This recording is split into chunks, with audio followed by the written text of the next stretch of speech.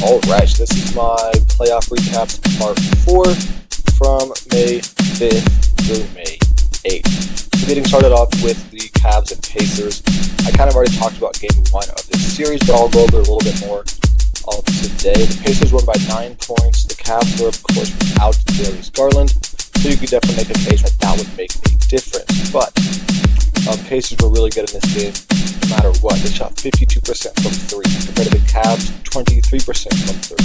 Darius Garland isn't making up, the difference there drastically as far as the 3-point percentage. The turnovers and the pace of the game could have been controlled a little bit better by Darius Garland, but still the Pacers dominate this game offensively, shooting absolutely lights out, and Darius Garland doesn't really make a whole lot of difference on the defensive side of the ball for Cleveland. Now in game 2, the Pacers won by 1 point. The Cavs blew a 20-point lead. Right, the Cavs were without Darius Garland, Evan Mobley, and DeAndre Hunter.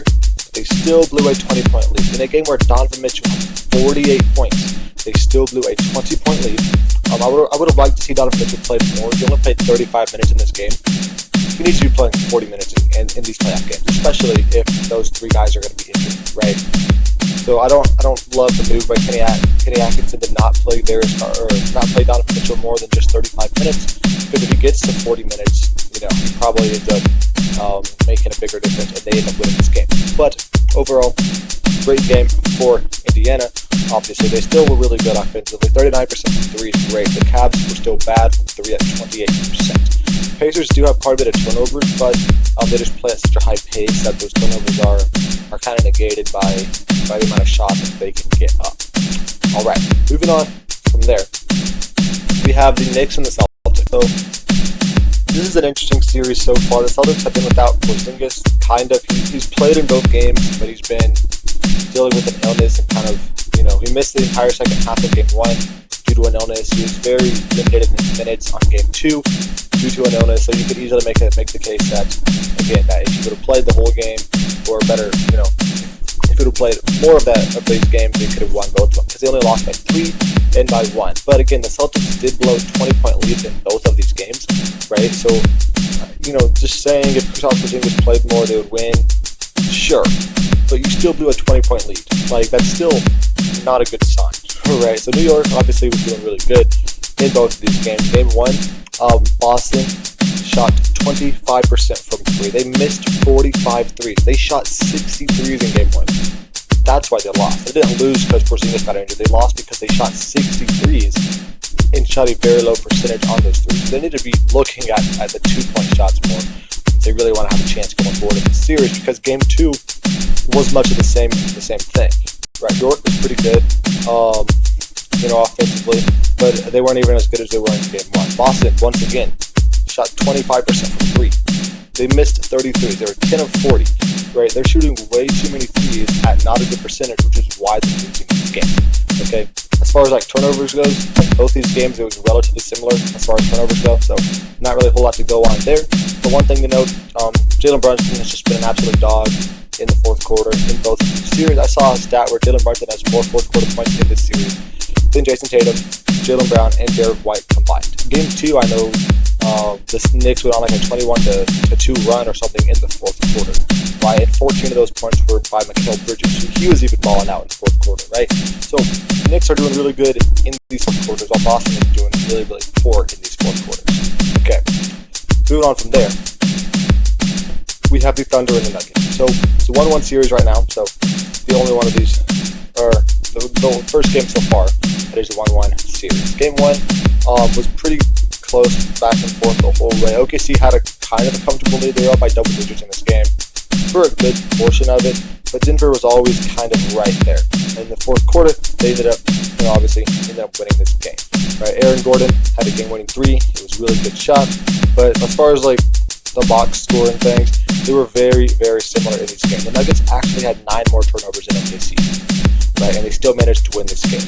That's because they had 8 more offensive rebounds, right? So offensive rebounds are kind of helped them quite a bit. Look at the box score, of course. Nikola Jokic in game 1, 40 points and 20 boards, absolutely amazing.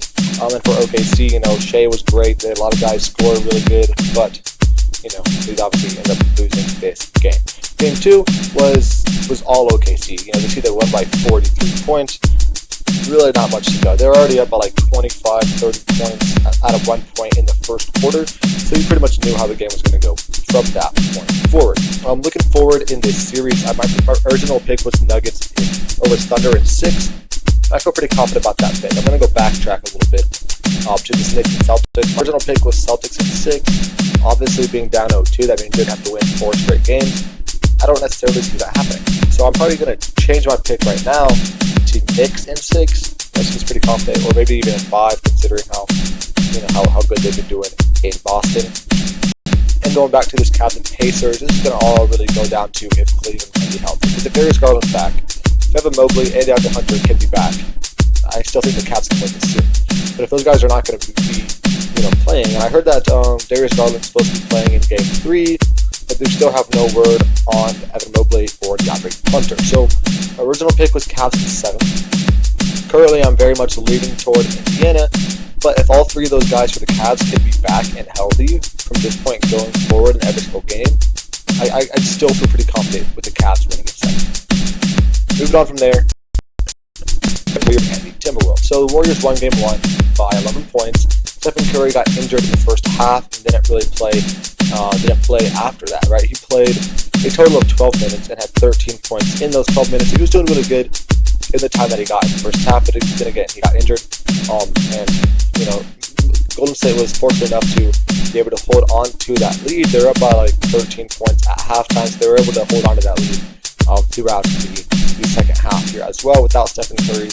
Right, a large part is because they shot 42% from 3. Buddy Hield was great, Jimmy Butler was great, and the Timberwolves shot 17% from 3. Right, that big discrepancy in 3-point percentage is a big factor in the outcome of the game. All right, but then we see in Game 2, the flip flipped pretty much entirely. Minnesota dominated this game, won by 24 points. They shot 43% from 3, while Golden State shot 28%. So 3-point variance into these games has been pretty much the deciding factor. Not the only deciding factor, but it's been a very, very big factor in both of these games. And the Golden State Warriors are likely going to be without Stephen Curry until at least Game 6, if he can even be back by then.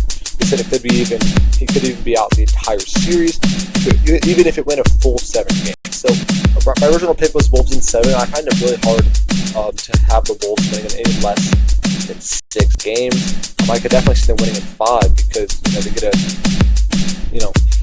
get to play a Stephen Curry-less Golden State Warriors game. The Warriors are going to need Buddy Hield and Jimmy Butler really to step up offensively, like they have been doing at points in the series.